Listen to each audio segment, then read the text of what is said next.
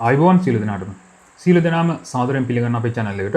ඉතින් අපි දන්නවා 2026 වසරේ පෙබරවාරි 28 වෙනිදා කියන්නේ ලෝකයට ඉතාම වැදගත් දවසක් වුණා.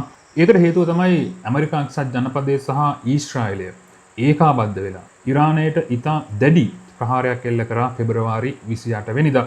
ඉතින් එදා ඉඳන් මේ දක්වා නොකඩවා ඇමරිකාව සහ ඊශ්‍රායලය ඉරානයට ප්‍රහාර එල්ල කරමින් පවතිනවා. ඉතින් මේකෙදි ඉරානයත් කටවහගෙන හිටියේ නැහැ. ඉරානයත් ඉතා දැඩි ප්‍රතිපත්ති අනුගමනය කරමින් ඇමරිකාවට සහ ඊශ්‍රායලයට මේ වෙනකොටත් ප්‍රහාර එල්ල කරමින් තමයි පවතින්නේ.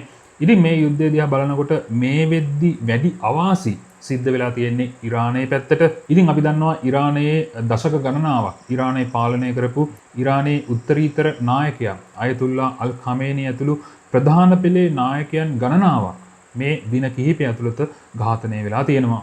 ඉතින් මේ වගේ පසුබිමක තමයි ඊයේ දිනේදී පර්සියානු ගල්ෆ් කලාපයේ පිහිටි ඉරානයට අයත් ලෝකයේ විශාලතම ස්වභාවික වායු නිධියට ඊශ්‍රායලය විසින් ගුවන් ප්‍රහාරයක් එල්ල කරලා තියෙනවා. ඉතින් පසුගිය පැය 24 පුරාවටම ලෝකයේ ප්‍රධාන මාතෘකාව වුණේ මේ ස්වභාවික වායු නිධියට එල්ල කරපු ප්‍රහාරය.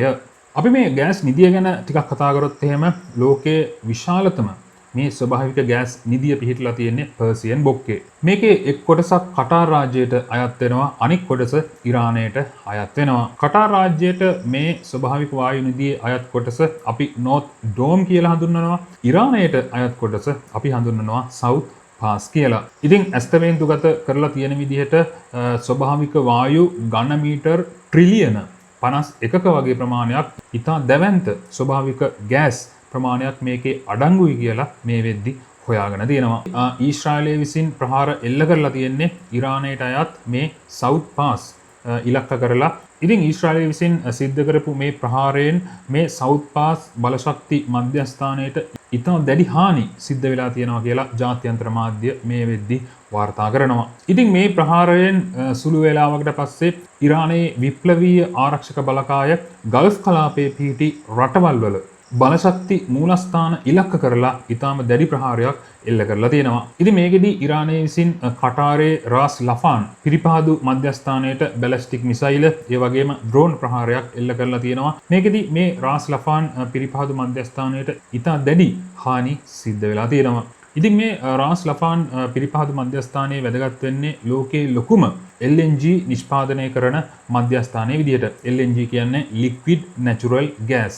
ඒ කියන්නේ ස්වභාවික ද්‍රව වායු. මේ විදිහට ලෝකයට අවශ්‍ය LNG වලින් 20% සම්පූර්ණයෙන්ම මේ රාස් ලෆාන් මධ්‍යස්ථානයේ තමයි නිපදවීම සිද්ධ කරන්නේ. ඉතින් මේ සිද්ධියත් එක්ක කටාරේ පිහිටලා තියෙන ඉරානයේ තානාපති කාර්යාලයෙන් සියලුම දෙනා පැය 24ක් ඇතුළත අයින් වෙන්න කියලා කටාර් රජය විසින් ප්‍රකාශ කරලා තියෙනවා. ඉතින් මේ ප්‍රහාර සම්බන්ධයෙන් ට්‍රම්ප්ගේ ස්ථාවරය ගත්තොත් එහෙම ට්‍රම්ප් ප්‍රකාශ කරනවා මේ සවුත් පාස් වලට එල්ල කරපු ප්‍රහාරයට ට්‍රම්ප්ගේ කිසිම සම්බන්ධයක් නැහැ කියලා. ඒ වගේම මේ ප්‍රහාරය ඔහු විසින් හෙලා දැකීමකුත් සිද්ධ කරලා තියෙනවා.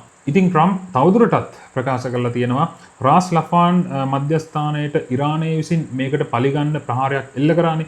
මේ වගේ ප්‍රහාර නැවතවතාවක් දියත් කරොත් එහෙම සවුත් පාස් නිධිය සම්පූර්ණයෙන්ම විනාශ කරනවා කියලා ට්‍රම්ප් ප්‍රකාශ කරලා තියෙනවා ඊශ්‍රායලයේ උදව් ඇතුව හෝ නැතුව.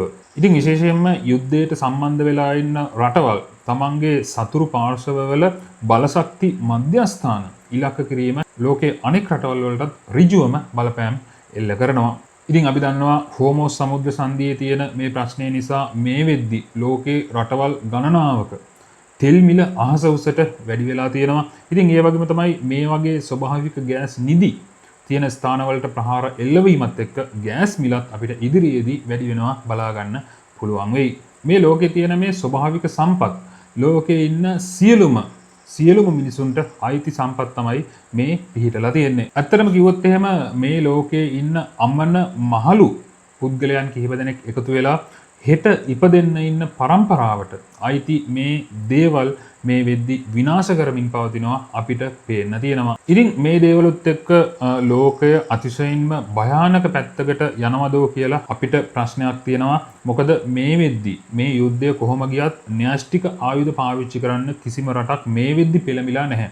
නමුත් විශ්වාස කරන්න මේ වෙද්දි මේ ලෝකයට කරන දේවලුත් එක්ක න්‍යෂ්ටික ආයුධයකින් පහර දෙන්නේ නැති වෙයි කියලා අපි කොහොමද විශ්වාස කරන්නේ? එක පිස්සෙක් හිටියොත් ඇතිනේ පිස්සෙක් ඉඳලා න්‍යෂ්ටික ආයුධ තියෙන රටකට න්‍යෂ්ටික ප්‍රහාරයක් එල්ල කරොත් එහෙම මුළු ලෝකයටම අවාසනාවන්ත කාලයක් උදා වෙන එක කිසි කෙනෙකුට වළක්වන්න බැරි වෙයි.